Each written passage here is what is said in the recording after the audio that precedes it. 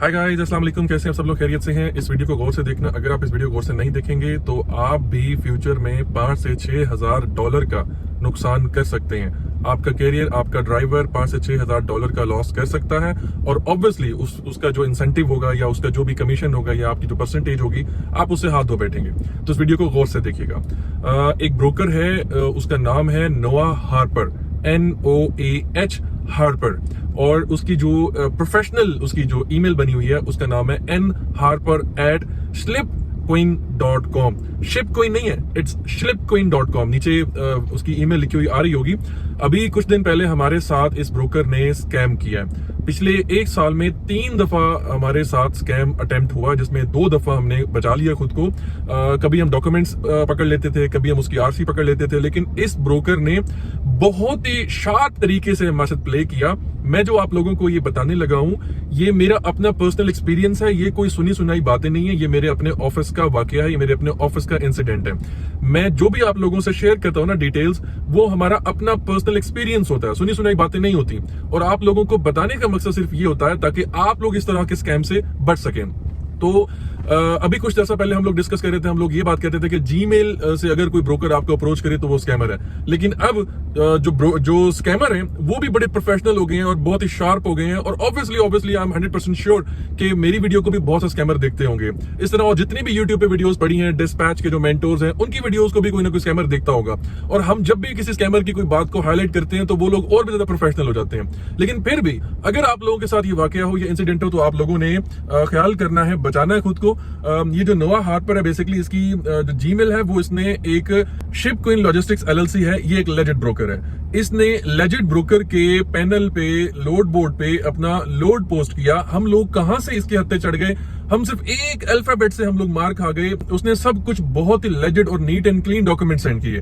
बिल्कुल उसने 100% legit document share किए, लेकिन डॉक्यूमेंट्स में उसने एक गड़बड़ की, जहां से हमें बाद में पता चला जब हमारे से स्कैम हो गया। जो उसने वहां पे नंबर था वो उसने ब्रोकरेज की जगह अपना नंबर दिया हुआ था।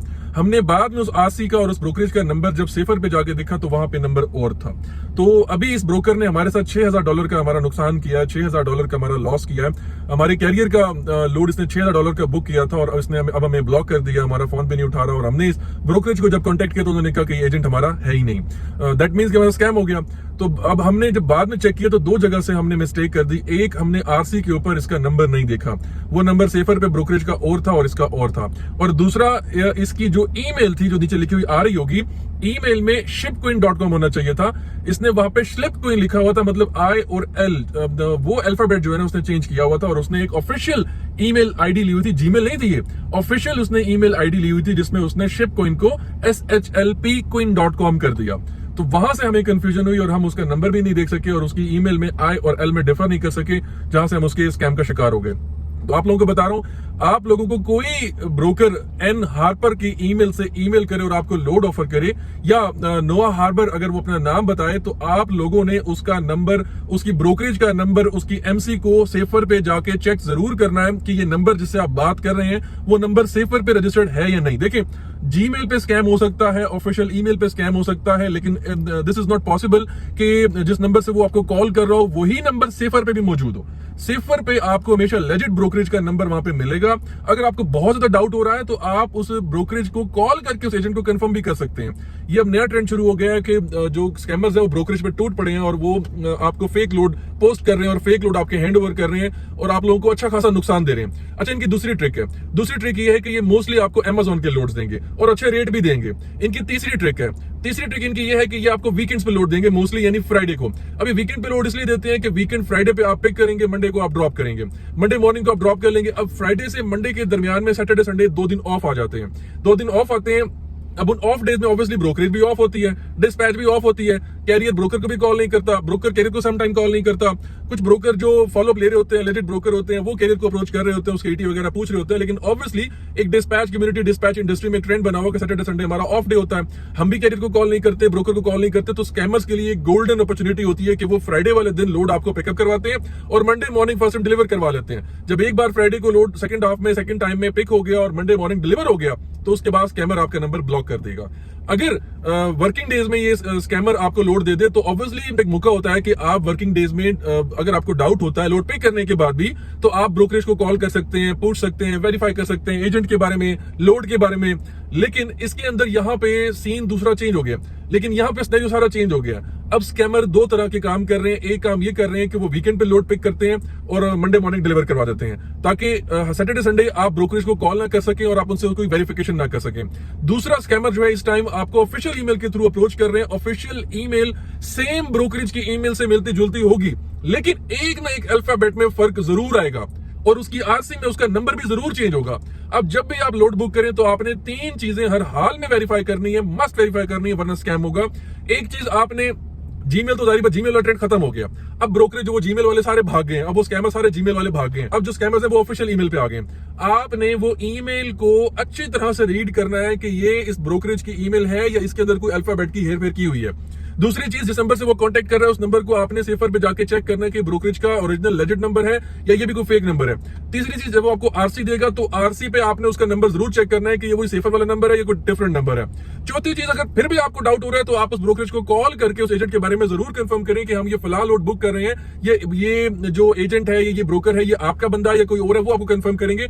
After their confirmation, after broker confirmation फिर आप वो लोड पे करो, क्योंकि इस टाइम $5,000-6,000 के स्कैम होना शुरू हो गए। ये बहुत बड़ा स्कैम है, मतलब एक कैरियर के लिए भी कि ऑब्वियसली उसका पूरे वीक का ये ग्रॉस होता है, उसके पूरे वीक का ग्रॉस का स्कैम हो जाता है। और ऑब्वियसली कि एक डिस्पैचर के लिए भी एक इंसेंटिव होता है, उसमें मार्जिन होता है, उसका भी ठीक ठाक लॉस हो जाता है। तो ये अब कंफर्म करना मस्ट हो गया। अच्छा, दूसरी चीज, अब हम आते हैं दूसरे पार्ट पे।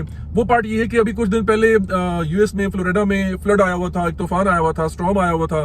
वो अब गुजर गया, मार्केट में एक हाइप क्रिएट हुई है कि जी फ्लड और स्टॉर्म आया, जिसकी वजह से ट्रकर्स नहीं मिल रहे, सेल नहीं मिल रही, वो कहानी खत्म हो गई है। अब आगे बढ़े, फ्लड चला गया, स्टॉर्म खत्म हो गया, अब चीजें नॉर्मल हो रही हैं। तीसरी चीज, यूएस में स्ट्राइक हुई है, वहां के पोर्ट्स पे स्ट्राइक चल रही है इस टाइम। 40% यूएस के जो लोड्स हैं वो पोर्ट से बिलोंग करते हैं और पोर्ट्स पे इस टाइम स्ट्राइक चल रही है। अब दुआ करते हैं अल्लाह करे कि ये स्ट्राइक जल्दी खत्म हो जाए। ये एक दिन भी चल सकती है, एक हफ्ता भी चल सकती है, एक महीना भी चल सकती है, बट आई होप कि जल्दी खत्म हो जाए। जो भी उनके मुतालबात हैं या रिक्वायरमेंट्स हैं वो जल्दी मान ली जाए, ताकि हमारा काम भी चले, क्योंकि इस टाइम लोड बोर्ड पे 40% लोड्स डिक्रीज हो गए हैं, जो हमें रियलाइज हो रहा है, हमें फील हो रहा है कि हम लोड्स देख रहे हैं, हमें लोड्स कम लग रहे हैं। और तीसरी चीज, कुछ लोग ये कह रहे हैं कि डिस्पैच इंडस्ट्री खत्म हो गई है, तबाह हो गई है, बंद हो गई है। मुझे कुछ कमेंट्स भी आए हैं, तो मैंने उनका एक रिप्लाई किया, मैंने कहा यार don't listen to the losers. देखिए, जो लोग छोड़ के जा चुके हैं डिस्पैच इंडस्ट्री, ऑब्वियसली वो इसकी तारीफ नहीं करेंगे। कुछ मेरे भी नॉलेज में आया कि कुछ बड़ी बड़ी डिस्पैच इंडस्ट्रीज लाहौर में बंद हो गई है। उन्होंने काफी लोगों को जॉबलेस कर दिया, काफी लोगों को फायर कर दिया, काफी लोगों ने अपना डाउन साइज किया, स्टाफ को कम कर दिया। देखिए, जो डिस्पैच कंपनीज बंद हुई है ना, वो बैठी थी 5-5, 7-7 साल से, उनके पास 40 से 50, 60, 70 लोगों का स्टाफ चल रहा था। ऑब्वियसली कि 40-50 लोगों का स्टाफ कोई एक साल में या 6 महीनों में नहीं हो सकता। ऑब्वियसली उसको टाइम लगता है, एक एक करके आप स्टाफ को इकट्ठा करते हैं, एक एक करके आप हायरिंग करते हैं, एक एक करके आपकी टीम बिल्ड होती है और एक एक करके आपकी कंपनी बड़ी होती है, आपकी कंपनी ग्रो करती है। तो ये लोग बैठे हैं 5-5, 6-6, 7-7 साल से। इन लोगों ने बहुत हाई परसेंटेजेस देखी है, 10%, 12%, इन्होंने बहुत अच्छी परसेंटेजेस पे खेला है। अब मार्केट में ऑब्वियसली कंपटीशन आया है, उस कंपटीशन में लोगों ने अपनी परसेंटेज डाउन कर दी, 5%, 6%। इन डिस्पैच कंपनीज में जो बंद हो चुकी है, ये जो बड़ी डिस्पैच कंपनीज थी जो सब स्टेक पे हैं, उन लोगों ने एचआर डिपार्टमेंट बनाए हुए थे, हायरिंग फायरिंग चल रही थी, उनके अकाउंट्स डिपार्टमेंट थे, उनके सेल डिपार्टमेंट अलग थे, डिस्पैच डिपार्टमेंट अलग थे। उन्होंने बहुत अच्छा एक सिस्टम बनाया था, सेटअप बनाया था, पूरा कॉर्पोरेट कल्चर चल रहा था। लेकिन ऑब्वियसली कि कॉर्पोरेट कल्चर को मैनेज करने के लिए, डील करने के लिए आपको एक अच्छी खासी इन्वेस्टमेंट चाहिए होता है, अच्छा खासा पैसा चाहिए होता है। परसेंटेज ड्रॉप होने की वजह से ऑब्वियसली उन लोगों को काफी लॉस का सामना करना पड़ा। अब ऑब्वियसली उनके एक्सपेंसेस जब ज्यादा होंगे, उनकी इनकम कम होगी, तो जाहिर सी बात है कि एट लास्ट उनको बिजनेस शट डाउन करना पड़ेगा। तो उन लोगों ने अपने बिजनेस शट किया। अब उनमें से कुछ लोग यूट्यूबर भी हैं, कुछ लोग टिकटॉकर हैं, तो वो उस पे टिकटॉक पे, यूट्यूब पे आके कह रहे हैं डिस्पैच खत्म हो गई, तबाह हो गई। तो काफी हमारी जो जनरेशन है, यंग जनरेशन स्पेशली, वो डिमोटिवेट हो रही है। मैं हमेशा से एक बात करता हूं कि यार देखिए, आप अपने गोल पे फोकस रखें और बढ़ते रहें। बहुत सारे ग्रुप्स है, मेरे अपने भी 2 व्हाट्सएप ग्रुप बने हुए हैं और बहुत सारे ग्रुप्स है जिनमें मुझे लोगों ने ऐड किया हुआ है, किसी का एडमिन बनाया हुआ है। मैं ग्रुप्स के अंदर बहुत साइलेंट रहता हूं। बहुत पहले, मैं 8 से 1 साल पहले जब ग्रुप्स बने थे, उससे बड़ा एक्टिव था, मैसेज करता था। लेकिन अब हर ग्रुप में किसी में 1000 लोग हैं, किसी में 1100 हैं, किसी में 800 हैं, मतलब हजारों लोग ऐसे ग्रुप्स में जो बैठे हुए हैं। अब वो हर बंदा हस्बे तौफीक अपनी तर्ज पे आके ना टेंशन देता है। हर बंदा आके ना मतलब उल्टी बात करे, डिस्पैच बंद हो रही है, फिलहाल जितना इन ग्रुप्स में मैं इन्वॉल्व होता हूं, उतना एक नेगेटिव वाइब मुझे आती है, उतना ज्यादा स्ट्रेस होता है, उतना टेंशन होती है। मैं इन ग्रुप में रहता भी हूं, लेकिन ग्रुप में इन्वॉल्व भी नहीं होता। ग्रुप्स में रहता मैं इसलिए हूं ताकि कोई इन्फॉर्मेटिव थिंग मेरे सामने आ जाए, कोई इन्फॉर्मेशन आ जाए, डिस्पैच से जुड़ी कोई भी इन्फॉर्मेशन आती है तो बड़ी अच्छी बात है, मुझे इन्फॉर्मेशन मिल जाती है। लेकिन अगर कोई भी negative thing, negative video, negative content या नेगेटिव ऐसी कोई बात मेरे सामने आती है ना, मैं उसे स्वाइप कर देता हूं, मैं उसको देखता ही नहीं हूं, मैं आगे मूव कर जाता हूं। मेरा फोकस सिर्फ अपने काम पे है, लेफ्ट राइट मैं नहीं देखता। तो मैं तमाम लोगों को ये बात कहता हूं, देखिए यूएस में स्ट्राइक है, यूएस में स्टॉर्म आया हुआ है, यूएस में फ्लड आया हुआ है, डिस्पैच इंडस्ट्री बैठ रही है, इन सब चीजों को एक साइड पे रख के आप सिर्फ फोकस करें अपने टारगेट पे, अपने गोल पे और बढ़ते रहें। छोड़ दें सारी दुनिया को, दुनिया हार रही है, जीत रही है, जो मर्जी कर रही है। एक चीज मैंने हमेशा मैं आपको बताई है कि ये लॉन्ग टर्म बिजनेस है, ये शॉर्ट टर्म वाला नहीं है, शॉर्टकट वाला नहीं है। अगर आपका माइंडसेट है कि लॉन्ग टर्म के लिए प्ले करना है तो आप आओ, अगर आपके पास इन्वेस्टमेंट है तो आप आओ, अगर आपके पास इन्वेस्टमेंट नहीं है, आप शॉर्टकट का सोच कर आ रहे हो तो इस इंडस्ट्री में मत आओ यार, अपना नुकसान करोगे। ख्याल रखिएगा, टेक केयर, अल्लाह हाफिज।